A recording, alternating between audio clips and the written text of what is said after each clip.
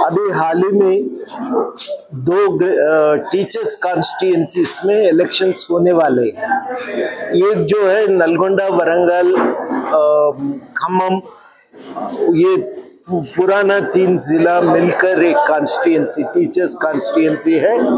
और दूसरा जो है ये करीमनगर, मेदक, निजामाबाद और आदिलाबाद मिलकर एक कॉन्स्टिट्यूंसी है। और जहाँ तक ये मेदक करीमनगर कॉन्स्टिट्यूंसी है, यहाँ से हम अशोक कुमार नाम का एक टीचर वहाँ कॉन्टेस्ट कर रहे और हमारा मदद तो कैंडिडेट को हमारी तरफ से अशोक कुमार साहब को, उनका नुमाइंदगी को हमारी पूरा मदद है। और जहाँ नलगोंडा में है हमारे साथ काम किए, अभी तो इंडिपेंडेंट कॉन्टेस्ट कर रहे गोपाल रेड्डी साहब है, पन्नाला गोपाल रेड्डी साहब, गोपाल रेड्डी साहब को भी हम मदद दे रहे। हम इतना ही बताना चाहते हैं, कई मुश्किलों को हल करके सरकार ने प्रमोशंस दिए, ट्रांसफर्स भी किए और कई नया रिक्रूटमेंट्स भी किए।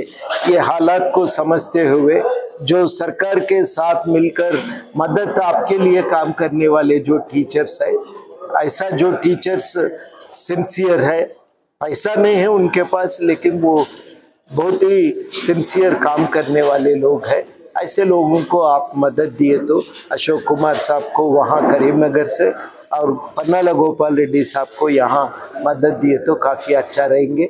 हम आपसे ये उम्मीद रखते हैं, हमारा ये दोनों को आप जिताएंगे। दूसरा जो है ग्रेजुएट कॉन्स्टिट्यूंसी का भी इलेक्शंस है और ग्रेजुएट कॉन्स्टिट्यूंसी जो है करीमनगर कॉन्स्टिट्यूंसी का इलेक्शंस है। और करीमनगर कॉन्स्टिट्यूंसी में पुराना ज़िले मेदक, निज़ामाबाद और आदिलाबाद भी आते हैं।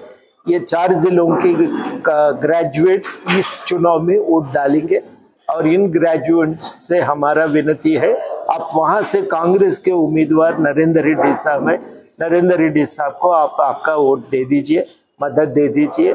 हम ये मदद इसलिए मांग रहे कि क्योंकि हम 1 साल से ये सरकार से जो उम्मीद था उसमें से कुछ पूरा किए, जैसा नोटिफिकेशंस आए, कैलेंडर रिलीज़ किए, छोटा मोटा कारोबार फैक्ट्रीज के लिए अभी कुछ गवर्नमेंट की तरफ से एक पॉलिसीज भी आए, तो एक तरफ से एक स्किल डेवलपमेंट के लिए भी एक नया यूनिवर्सिटी भी लाए, तो एक काम हो रहा हमारे लिए।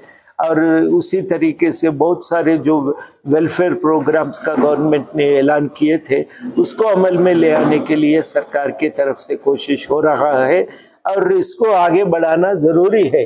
अभी हालात केंद्र सरकार से, यूनियन गवर्नमेंट से ज़्यादा मदद नहीं मिलते हमारे लिए और साथ साथ में यहाँ पे भी पूरा कर्जा उठा के जो सिर पे डाल के वो गए सरकार तो चले गए, तो ये हालात में भी इतना काम करना कोई मामूली बात नहीं है। ये सरकार को अगर बढ़ावा देंगे तो आगे चलकर और भी काम करेंगे, हम भी कुछ पूछ सकते हैं। तो हमारा आप सब लोगों से विनती है कि मदद देंगे, ये बार ज़रूर इसको जिताने के लिए कोशिश करेंगे। सर, अभी 1 साल का अर्सा गुजर चुका है लेकिन अभी तक कोई माइनॉरिटी मिनिस्टर का ऐलान नहीं हुआ कांग्रेस हुकूमत की तरफ से, तो इसमें आप होना चाहिए, इसमें तो कोई दूसरी बात करना भी ज़रूरी नहीं है, करेंगे लेकिन कुछ उनका भी प्रॉब्लम्स है, मसाइल है, उनका भी ज़रूर ये होगा। हम उसमें क्योंकि एक असेंबली पार्लियामेंट इलेक्शंस आया और अभी एक ग्रेजुएट कॉन्स्टिट्यूंसी का इलेक्शन चल रहा, पूरा हिंदुस्तान में भी इलेक्शंस हो रहा था, तो माहौल में कुछ अपने अंदरूनी इस सवाल भी उन लोगों को हल करने का रहता। फिर भी जो भी है बात, लेकिन इतना देर तो नहीं होना चाहिए, जल्द से जल्द ये मिनिस्टर्स को अपॉइंट करके जितना भी मसाइल है उसको हल करने के लिए, लोगों को और भी फ़ायदा दिलाने के लिए सरकार के तरफ से काम तो होना है।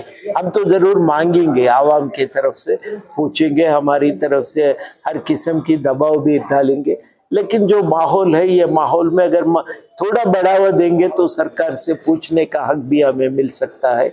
तो हम सब लोगों से इतना ही गुजारिश करेंगे, ये बार तो कांग्रेस को देंगे, 4 साल है और हुकूमत तो चलेंगे, तो पूछने का हक भी बनता हमारे लिए। तो ये हमारा सब लोगों से उम्मीद है। अवाम का कहना है कि सर हुकूमत जो है तेलंगाना कांग्रेस में आने से पहले बहुत वादे करी, मुसलमानों के साथ बहुत इंसाफ करेंगी बोलते, लेकिन अभी तक 1 साल का अर्सा गुजर गया, कई इंसिडेंट हो रहे हैं, उसके ऊपर कांग्रेस हुकूमत का कोई स्टेटमेंट नहीं आ रहा।